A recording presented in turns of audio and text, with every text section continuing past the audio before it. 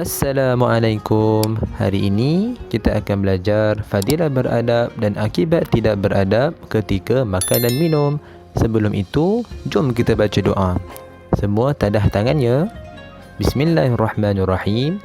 Allahumma ftah alaina hikmataka wanshur alaina min khazaini rahmatika ya arhamar rahimin. Fadilat beradab semasa makan dan minum. Apa maksud fadilat? Fadilat ialah kebaikan yang kita akan dapat bila mana kita buat perkara yang baik. Akibat pula ialah perkara yang buruk yang kita akan dapat apabila kita melakukan perkara yang buruk.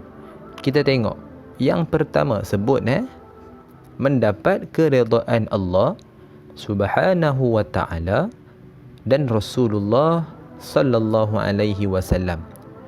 Mendapat keredaan Allah Subhanahu wa ta'ala dan Rasulullah sallallahu alaihi wasallam. Apa maksud redha?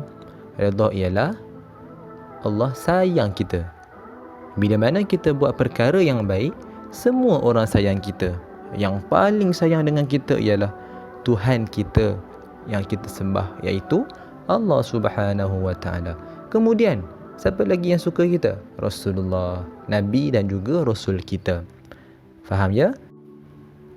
Lawannya, iaitu akibat, ikut sama-sama dengan saya, tidak disayangi oleh Allah Subhanahu wa ta'ala dan Rasulullah sallallahu alaihi wasallam.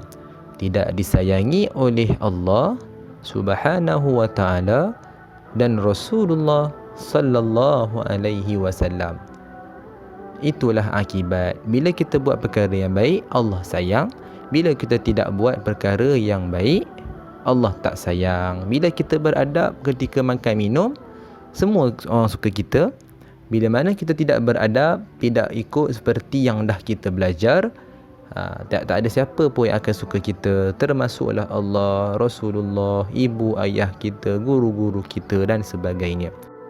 Seterusnya, ikut saya ya, dipandang mulia oleh orang ramai. Dipandang mulia oleh orang ramai. Akibatnya, dipandang hina oleh orang ramai. Dipandang hina oleh orang ramai. Apa maksudnya?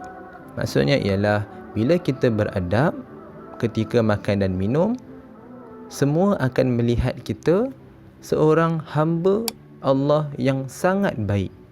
Sebab apa? Kita buat perkara yang Allah suruh, Nabi ajar kepada kita. Bila mana kita tidak beradab, nampak seperti kita tidak menunjukkan yang kita ini ialah orang Islam. Sebab itulah kepentingan dalam mengamalkan adab. Kemudian yang ketiga, ikut saya, tidak menimbulkan kebencian kepada orang lain. Tidak menimbulkan kebencian kepada orang lain.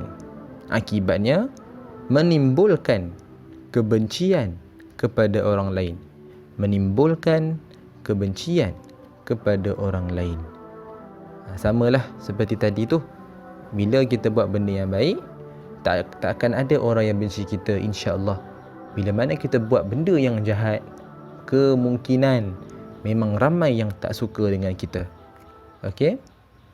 Seterusnya, mengelakkan pembaziran. Mengelakkan pembaziran. Akibatnya, menyebabkan pembaziran. Menyebabkan pembaziran. Okey, boleh faham kan sebab apa bazir? Bazir ini ialah amalan syaitan. Nabi tak suka. Nabi tak pernah ajar kita untuk membazir. Dalam bab makan minum, bila kita tidak beradab, memang akan menjadi bazir. Sebab apa? Contoh, kamu ambil makanan banyak, kamu makan tidak mengikut sunnah Nabi, boleh menyebabkan kamu kenyang awal-awal. Kemudian makanan yang berbaki, kalau kamu beri kepada orang lain, tak apa lagi. Tapi kalau kamu buang, itulah nama dia bazir. Sebab itu bila kita beradab, ikut cara yang Nabi ajar, sudah tentu insya-Allah kita dapat mengelakkan pembaziran.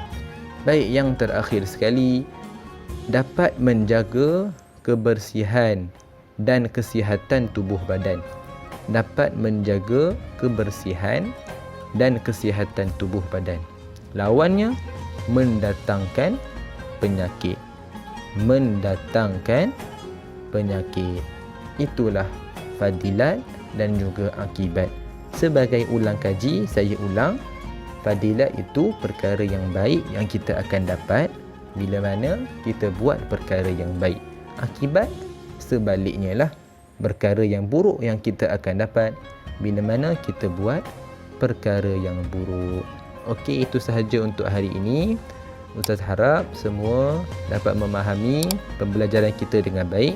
Sekiranya ada persoalan, bolehlah mengajukan kepada Ustaz di dalam grup ataupun secara personal peribadi.